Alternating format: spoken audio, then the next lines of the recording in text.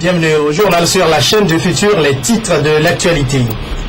Pour permettre aux forces de sécurité de bien assurer leur devoir de sécurisation du scrutin de ce 25, elles ont été les premières à voter par anticipation ce mardi. La coalition Arc-en-Ciel en opération de charme dans le Vaud, Jean Kissy et ses colistiers ont invité les populations du milieu à faire confiance à leur liste. Et l'Union pour la République, entre étudiants, ils ont été exhortés à voter unis au cours du le 25 juillet. Voilà pour le sommaire de cette édition, une édition qui sera beaucoup dominée par l'actualité électorale. Bienvenue à toutes et à tous. Et justement dans le chapitre électoral, c'est le 25 juillet prochain, c'est-à-dire le jeudi, que tous les Togolais en âge de voter se rendront aux urnes pour accomplir leur devoir civique. Et justement, avant cela, avant cette date, les forces de sécurité qui ont pour mission d'assurer la sécurisation de ce jour du vote, eux ont accompli leur devoir civique aujourd'hui. Hugatiko nous en dit plus. Vérification du nom sur la liste et sur le fichier, puis le vote. Les militaires, policiers, gendarmes, sapeurs-pompiers et autres corps habillés ont accompli ce lundi leur devoir civique. Nous sommes ici au bureau de vote numéro 5 du camp général Nassimbe et Adéman. Et le vote s'est déroulé sous les regards de quelques observateurs du ACDH. Tout s'est bien déroulé à part le retard pris pour l'acheminement du matériel. Tout a commencé très bien le matin. Seulement, on a dû accuser un léger retard de, disons, 15 minutes. Les scellés n'étaient pas acheminés à temps. C'est ça qui a causé ce léger retard, mais qui n'a pas de nature à entacher, n'est-ce pas, le bon déroulement des opérations. Pour le moment, tous ceux qui sont passés chez nous ici ont retrouvé leur nom. Il n'y a pas encore de cas d'omission et autres. C'est une affluence de grand jour à la gendarmerie nationale. Tôt ce lundi et déjà à l'ouverture des bureaux de vote, les corps habillés en tenue ou en civil ont effectué leur vote dans l'ordre et dans la discipline. Fait marquant, l'absence de certains délégués de partis politiques dans les bureaux de vote, faute de mandat. C'est aujourd'hui que nous avons réceptionné le matériel. Donc, disons que les choses sont bien passées, seulement que c'est la présence des délégués qu'il n'y a pas dans la salle. Certains délégués sont venus, mais sans mandat. Et donc, nous ne pouvons pas les accepter parce qu'il est entré. Il y a certains qui viennent et qui ne trouvent pas leur nom sur la liste. Nous avons une fiche de dérogation, nous les faisons passer pour qu'ils puissent voter. Le vote par anticipation des corps habillés répond ainsi au décret pris le 2 juillet dernier par le chef de l'État. Le vote s'est déroulé dans les 7 bureaux de vote à la gendarmerie nationale en raison de 530 électeurs par bureau de vote. Et au cours de cette période de campagne, LCF, votre chaîne, s'est bousculée pour vous faire vivre de bout en bout cette période à travers les journaux télévisés et les condensés. À présent que l'on aborde la dernière ligne droite de cette campagne électorale, LCF, la chaîne innove encore et cette innovation, Gaëtan Padjeba va nous en parler. Il est sur le plateau avec nous. Merci Gaëtan. Merci Samuel. Alors en parlant d'innovation, de quoi s'agit-il? Oui Samuel, il faut dire que votre chaîne LCF qui a toujours accompagné le processus électoral depuis le début n'entend pas faire les choses à moitié et au moment où nous amorçons la dernière ligne droite, votre chaîne veut innover davantage comme tu l'as dit et donc sur votre chaîne et juste après cette édition, nous commençons une série d'émissions spéciales au cours desquelles nous allons recevoir des grandes personnalités politiques, des têtes de liste, des différentes formations politiques et regroupements de partis politiques. Et donc nous commençons ce soir jusqu'à jeudi avec un point d'orgue la grande nuit électorale qui va couronner toute cette série d'émissions. Et donc les invités, c'est une surprise et il faut la découvrir juste après cette émission. Mais bien avant, il ne faut pas oublier, nous avons notre journal électoral qui va commencer juste après cette émission, avant que nous nous retrouvions avec nos invités pour cette émission spéciale pour les dernières marches de cette campagne électorale. Et donc c'est une sorte de bilan.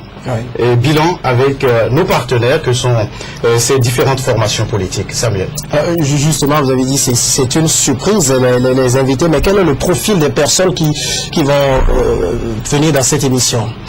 Vous savez, LCF qui est comme tout média est neutre dans le traitement de l'actualité et donc nous recevons tous les partis politiques. Nous allons privilégier le poids lourd de la scène politique togolaise. Et donc, nous vous réservons cette émission spéciale. Et la précision importante, c'est que ce sera en synchronisation avec City FM. Bien sûr, en synchronisation avec City FM, la 89.9 qui émet de Lomé en direction du monde entier. Gaëtan Padjeba, merci d'être passé dans ce journal. Merci. Retour à présent sur le terrain, à quelques heures donc de la clôture de cette campagne électorale. Les partis politiques jettent leur dernière cartouche dans cette bataille pour la conquête de l'électorat. La coalition Arc-en-Ciel qui se présente dans la circonscription électorale de Vaud, conduite par la tête de liste Jean Kissi et ses colistiers, était auprès des populations pour les appeler à faire confiance à la coalition le 25 juillet prochain. Apolline Abaki. Mobilisation de la population de Vogo au rythme de fanfare pour accueillir les candidats de la coalition Arc-en-Ciel ici sur la place publique. Véritable démonstration de force, empreinte d'un accueil chaleureux. Ces populations sont sorties nombreuses pour écouter le message électoral de Jean Kissi, natif du milieu. Son message est basé essentiellement sur deux points, l'alternance et le développement. Nous voulons qu'il y ait la limitation de mandat, qu'après 10 ans de pouvoir de fort, qu'il puisse quitter le pouvoir et que quelqu'un d'autre aussi puisse prendre le pouvoir. Le second message que nous adressons, c'est le message des élections locales. Le point sur lequel nous mettons l'accent ici, c'est les élections locales. Vous savez que nos populations souffrent. Le Togo tout entier est dans la misère parce que depuis 23 ans, il n'y a pas eu des élus locaux. Alors que c'est les élus locaux qui contrôlent nos richesses. Nous faisons la promesse que si nous avons la majorité à l'Assemblée nationale, la première chose que nous ferons, c'est d'organiser les élections locales. Moi-même, en tant que candidat, parmi tous les candidats de l'Arc-en-Ciel, je me suis donné une mission, c'est la lutte contre la corruption. Ce sera comme une spécialisation pour moi pendant ce mandat si je suis élu. Ce meeting a été réussi par la présence de Maître Dodi Apevon, président national du comité d'action pour le renouveau CAR, membre de la coalition Arc-en-Ciel. Retour dans le Grand Lomé à présent. Dimanche dernier, le nouvel engagement togolais de Djeri Tama était auprès des populations à Kakaveli et à Sobosito. Gaëtan Padjeba. Kakaveli, avant-dernier meeting du nouvel engagement togolais dans la circonscription électorale du Grand Lomé. Djeri Tama et ses policiers maintiennent le cap dans leur course pour la conquête de l'électorat. Ici, la tête de liste du net se sent en famille et le message est plus fraternel.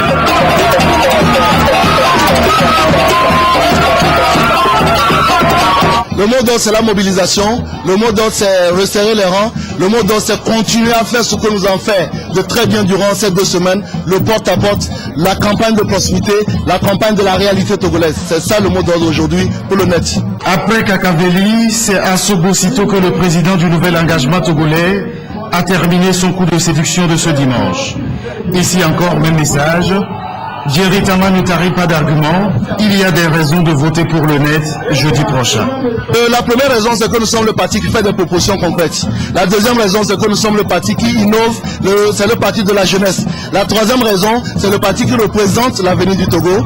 Voilà pour les 3 raisons pour lesquelles il faut voter pour le net. À la veille de la clôture de cette campagne électorale, Djeri Tama joue son Vatou dans la région de la Kara, au nord du Togo. Et pour que le scrutin du 25 juillet se déroule sans heure, l'agence de promotion de musique gospel Royal Concept a organisé ce dimanche soir une rencontre de prière et de louange. L'assistance a imploré la grâce divine pour des élections apaisées. Inès Assiblé.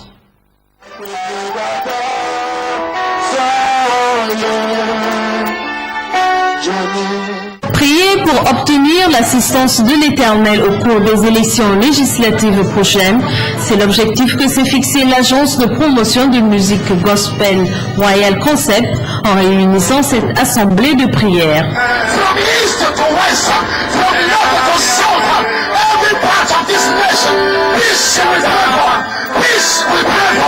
Prières et louanges pour réussir le scrutin, un scrutin sans violence qui rassemblera les Togolais. À travers ces élections, j'ai eu l'inspiration de Dieu pour implorer sa grâce, sa bénédiction, pour montrer au peuple togolais que c'est Dieu et c'est lui seul qui a la destinée de ce pays et que nul ne peut se faire sans. Quels que soient les résultats qui sortiront, il faudrait que tout le monde s'embrasse, se donne la main et remercie Dieu. Remercie Dieu parce que ce Togo, ce siège Togo, qui était la Suisse de l'Afrique, il faudrait qu'il puisse avoir encore ce visage. Des citoyens soucieux du devenir du Togo sont venus soutenir l'initiative par leurs prières. J'ai un pressentiment que tout va très bien.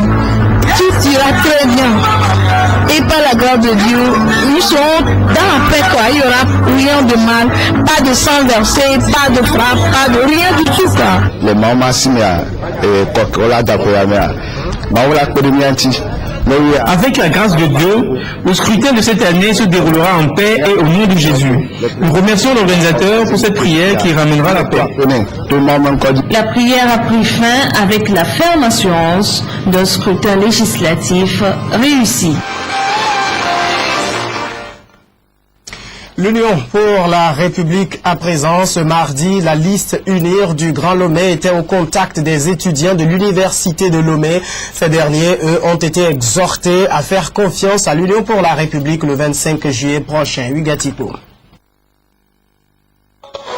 3 candidats de la liste UNIR de la grande circonscription électorale du Grand Lomé en campagne de séduction auprès des étudiants de l'Université de Lomé.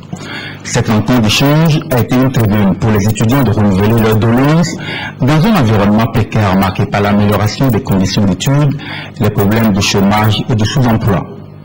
Patricia Dagon-Zonvidé, Arufalede et les autres ont saisi cette occasion pour expliquer aux étudiants les 3 raisons du choix du vote de l'UNIR. D'abord, la liste unie, c'est la liste de l'inclusion de tous les Togolais, de toutes les Togolaises. Sur la liste unie du Grand Lomé, toutes les régions du Togo sont représentées et chaque Togolaise peut trouver son intérêt en votant cette liste unie.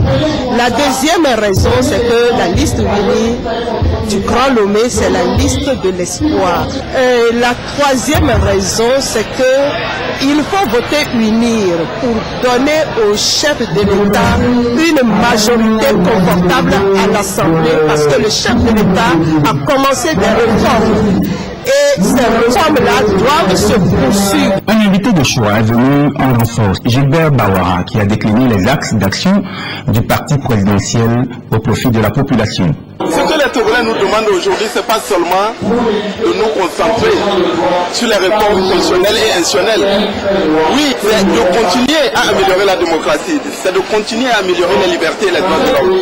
Mais ils nous demandent surtout de s'occuper de leurs besoins et de leurs attentes. Leurs besoins, c'est de faire plus de pistes rurales, plus de pluie, plus de courage, d'améliorer les conditions d'accès à l'éducation, à la santé, de créer de l'emploi pour notre jeunesse, de continuer à embellir nos routes, de continuer à électrifier nos villes et nos campagnes et de travailler ensemble dans la cohésion.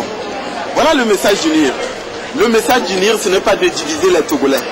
Ce n'est pas de surfer sur les clivages régionalistes, ethnocentriques. À quelques heures de la fin de cette campagne électorale, l'UNIR veut ratisser large auprès des étudiants. Prenons la direction de la circonscription électorale Ogo-Ané. Là-bas, les populations d'Adanka ont accueilli les candidats UNIR. Il s'est agi donc pour eux également d'inviter les populations de ce milieu à faire confiance à la liste UNIR pour le développement de leur milieu. Cassandra Anaouli amène à Signon.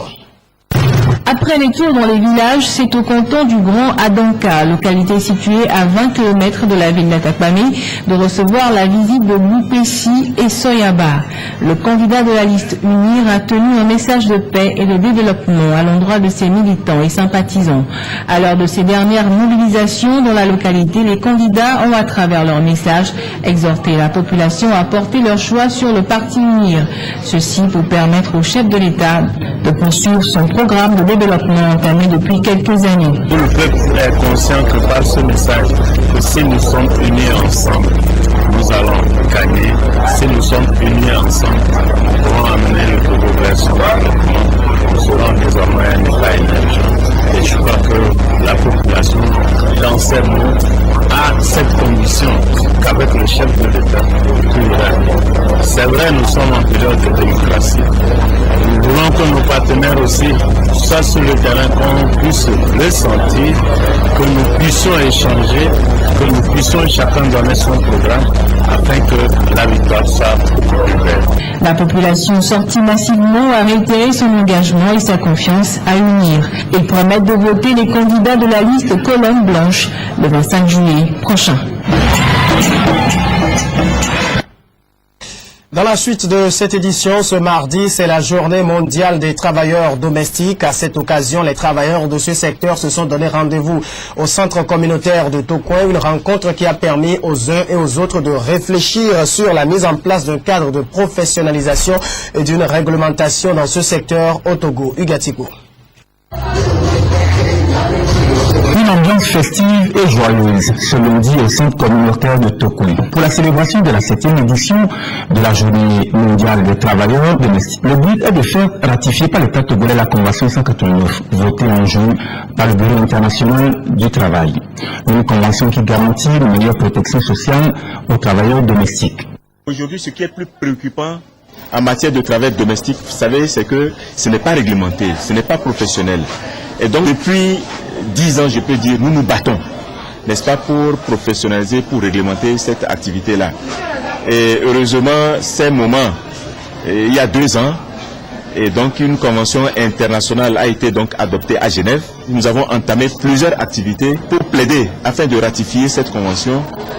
Mais au cours de ces différentes rencontres, nous avons senti un doute, n'est-ce pas, au niveau de certains décideurs et certains acteurs, n'est-ce pas, par rapport à cette convention-là. Et donc nous disons non, au vu des termes que nous avons lus, au vu des termes que nous savons, cette convention est applicable. Ensemble, le travail domestique et par la voix de l'agence Welcome lance un appel vibrant aux autorités pour ratifier cette convention 189 à laquelle 8 pays d'Europe et d'Afrique adhèrent déjà. Le cas togolais prend à bras le corps ces doléances. Il a été représenté à cette cérémonie par un émissaire de l'ANPE. Ce dernier voulant encourager les travailleurs.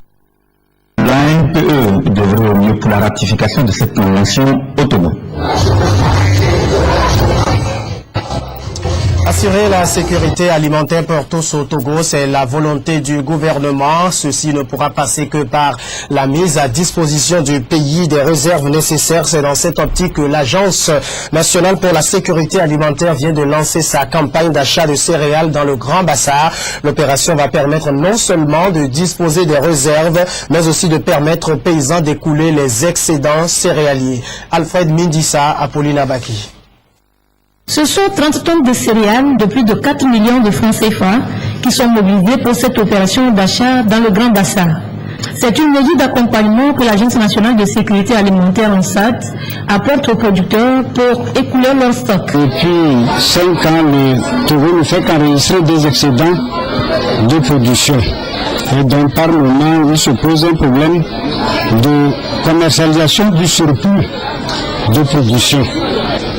Le président de la République a donné des instructions aux 2 ministères, le ministère de l'Agriculture, de l'élevage et de la pêche et le ministère des Finances, de prendre les dispositions pour absorber une partie de ces excédents qui sont en difficulté d'écoulement.